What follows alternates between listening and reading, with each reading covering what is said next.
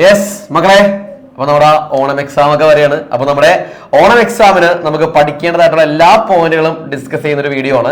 അപ്പോൾ നമ്മുടെ ഓണം എക്സാമിന് നിങ്ങൾ പഠിക്കേണ്ടതായിട്ടുള്ള എല്ലാ ഇമ്പോർട്ടന്റ് പോയിന്റുകളും ഓരോ ചാപ്റ്റർ വൈസും ഞാൻ നിങ്ങൾക്ക് പറഞ്ഞുതരാൻ വേണ്ടി വന്നതാണ്.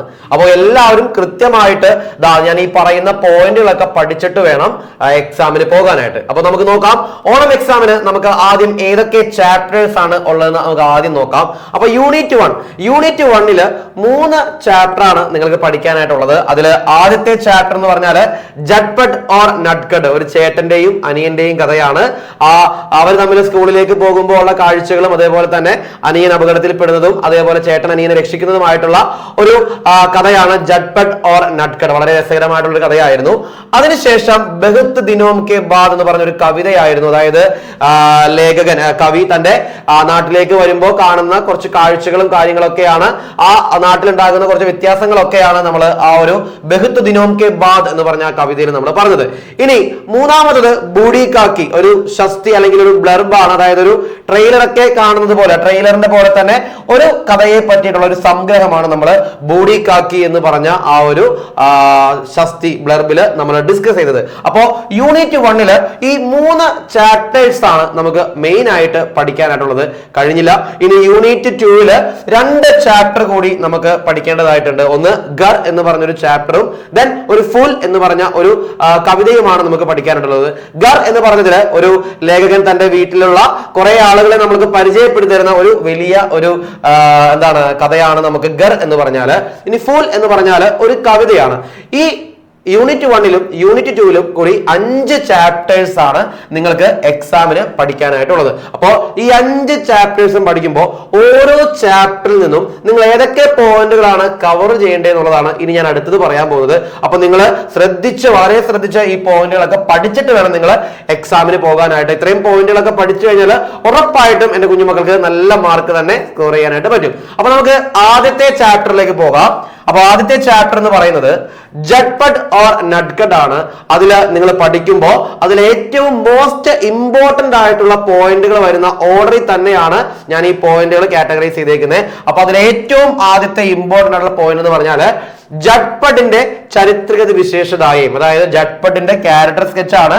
അതിനുശേഷം രണ്ടാമത് പഠിക്കേണ്ടത് നട്ട്കട്ടിന്റെ ചരിത്രഗത വിശേഷതായും. ഈ 2 ചരിത്രഗത വിശേഷതായും പഠിക്കുമ്പോഴും വളരെ ശ്രദ്ധിച്ച് മനസ്സിലാക്കി തന്നെ വേണം പഠിക്കാനായിട്ട്. അല്ലെങ്കിൽ ഇതൊക്കെ നമ്മൾ മറന്നു പോകാനുള്ള സാധ്യത വളരെ കൂടുതലാണ്. ഇനി മൂന്നാമത്തെ കാര്യം എന്ന് പറഞ്ഞാൽ ജട്ട്പട്ടിന്റെ ഡയറി. ആ ഡയറി വളരെ ഇമ്പോർട്ടന്റ് ആണ്. ജട്ട്പട്ടിന്റെ ഡയറിയും നന്നായിട്ട് പഠിക്കുക. അതിനുശേഷം നാലാമത്തത് മാം ഓർ നട്ട്കട്ട് കെ ബീച്ച് വാർത്താലാപ്, അമ്മയും നട്ട്കട്ടും തമ്മിലുള്ള ഒരു വാർത്താലാപ്. ആ വാർത്താലാപ് നന്നായിട്ട് പഠിക്കുക. അതിനുശേഷം നട്ട്കട്ട് ഓർ ജട്ട്പട്ട് കെ ബീച്ച് വാർത്താലാപ്, നട്ട്കട്ടും ജട്ട്പട്ടും തമ്മിലുള്ള വാർത്താലാപും വളരെ ഇമ്പോർട്ടന്റ് ആണ്. ദെൻ ആറാമത് നിങ്ങൾ പഠിക്കേണ്ടത് മാംസെ നട്ട്കട്ട് ശിഖായത്തി പത്ര, അതായത് അമ്മയോട് നമ്മുടെ ജട്ട്പട്ട് നട്ട്കട്ടിനെ പറ്റിയിട്ട് പരാതി പറഞ്ഞിട്ട് ഒരു കത്ത് അയക്കുന്നുണ്ട്. ആ ലെറ്റർ ആണ് മാംസെ നട്ട്കട്ട് ശിഖായത്തി പത്ര. അതും എന്തായാലും നന്നായിട്ട് തന്നെ കവർ ചെയ്യുക. ദെൻ ബദായി സമാരോഹ് പോസ്റ്റർ, അതായത് ജട്ട്പട്ട് നട്ട്കട്ടിനെ രക്ഷിക്കുന്നുണ്ട്. അപ്പൊ ജട്ട്പട്ടിനെ പ്രശംസിച്ചുകൊണ്ട് ഒരു സ്കൂളില് ഒരു ബദായി സമാരോഹ് നടക്കുന്നു. അതിലേക്ക് ആളുകളെ ഇൻവൈറ്റ് ചെയ്തുകൊണ്ട് ഒരു പോസ്റ്റർ തയ്യാറാക്കാൻ പറഞ്ഞാല് അതെങ്ങനെ തയ്യാറാക്കണം എന്നുള്ളതാണ് ആ ഒരു പോസ്റ്ററിൽ പറയുന്നത്. അപ്പോൾ ഇത്രയും കാര്യങ്ങൾ നിങ്ങൾ കറക്റ്റ് ആയിട്ട് ഫോളോ ചെയ്യുക, നന്നായിട്ട് തന്നെ പഠിക്കുക. ഇത്രയും കാര്യങ്ങൾ നന്നായിട്ട് പഠിച്ചിട്ട് വേണം നിങ്ങൾ എക്സാമിന് പോകാനായിട്ട്. അതേപോലെ തന്നെ ലാസ്റ്റ് നിങ്ങൾ അതിലെ ക്വസ്റ്റ്യൻ ആൻസേഴ്സ് കാര്യങ്ങളൊക്കെ ഒന്ന് വായിച്ചു നോക്കാം. അപ്പോ ആദ്യത്തെ യൂണിറ്റില് ജട്ട്പട്ട് ഓർ നട്ട്കട്ട് എന്ന് പറഞ്ഞ ചാപ്റ്റർ പഠിക്കുമ്പോൾ ഇത്രയും കാര്യങ്ങൾ നിങ്ങൾ കവർ ചെയ്യുക. ഇനി അടുത്തത് നമുക്ക് വരുന്നത് ബഹുത് ദിനോം കെ ബാദും അതേപോലെ തന്നെ ബൂഡി കാക്കിയുമാണ്. ബഹുത് ദിനോം കെ ബാദ് എന്ന് പറഞ്ഞാല് അതൊരു ഒരു കവിതയാണ്. ആ കവിത പഠിക്കുമ്പോൾ ആ കവിതയിൽ ആസ്വാദൻ ടിപ്പണി, നമ്മൾ ഏത് കവിത പഠിക്കുമ്പോഴും നമ്മൾ ആദ്യം പഠിക്കേണ്ടത് എന്താണ്? അതിലെ ആശയം, ആസ്വാദൻ ടിപ്പണിയാണ്. അപ്പോ ആ കവിതയിലെ ആസ്വാദൻ ടിപ്പണി നന്നായിട്ട് തന്നെ പഠിച്ചേക്കുക. പിന്നെ അതിലെ ക്വസ്റ്റ്യൻ ആൻസേഴ്സ് ഒന്ന് വായിച്ചു നോക്കുക. ദെൻ അടുത്ത ചാപ്റ്റർ എന്ന് പറയുന്നത് ബൂഡി കാക്കി എന്ന് പറഞ്ഞ ചാപ്റ്റർ ആണ്. ആ ചാപ്റ്റർ പഠിക്കുമ്പോൾ അതിൽ കാര്യമായിട്ട് എങ്ങനെയാണ് ഒരു ബ്ലർബ് അല്ലെങ്കിൽ ഒരു എന്താണ് ട്രെയിലർ, നമ്മള് സിനിമയൊക്കെ കാണുന്നതിന് മുമ്പായിട്ട് നമ്മൾ ട്രെയിലർ കാണുമല്ലോ, അതേപോലെ തന്നെ ഒരു കഥ, ജസ്റ്റ് ഒരു കഥ വായിച്ചു കഴിഞ്ഞാൽ അതായത് ഫുൾ കഥയും നമുക്ക് വായിക്കാവുന്ന രീതിയിൽ എങ്ങനെയാണ് ഒരു ബ്ലർബ് തയ്യാറാക്കുന്നത് എന്നുള്ളതാണ്. ആ ബ്ലർബ് എങ്ങനെയാണെന്നുള്ളത് കൃത്യമായിട്ട് നമ്മുടെ നോട്ടിൽ തന്നിട്ടുണ്ട്.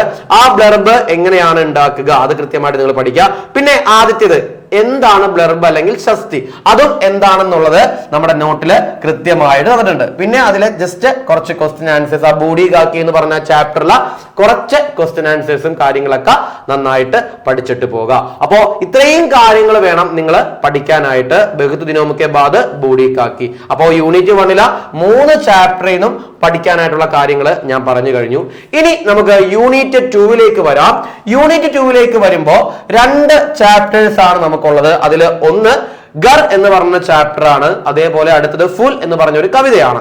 അപ്പോ ഗർ എന്ന് പറഞ്ഞ ചാപ്റ്റർ പഠിക്കുമ്പോൾ അതിലെ ഫർഹദ് കി ചരിത്രഗത് വിശേഷതായും, ഫർഹദിന്റെ ചരിത്രഗത് വിശേഷതായും നന്നായിട്ട് തന്നെ പഠിക്കുക.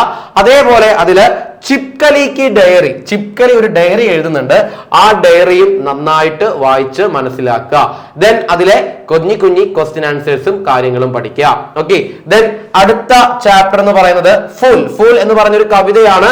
ആ കവിത പഠിക്കുമ്പോഴും എന്താണ്, അതിലെ ആസ്വാദൻ ടിപ്പണിയാണ് അതിലെ ഏറ്റവും മോസ്റ്റ് ഇമ്പോർട്ടന്റ് ആയിട്ടുള്ള ഒരു ക്വസ്റ്റ്യൻ. അപ്പോ ആ ആസ്വാദൻ ടിപ്പണിയും നന്നായിട്ട് പഠിക്കുക. അത് കഴിഞ്ഞിട്ട് അതിലെ ക്വസ്റ്റ്യൻ ആൻസേഴ്സും നന്നായിട്ട് കവർ ചെയ്തിട്ട് പോവുക.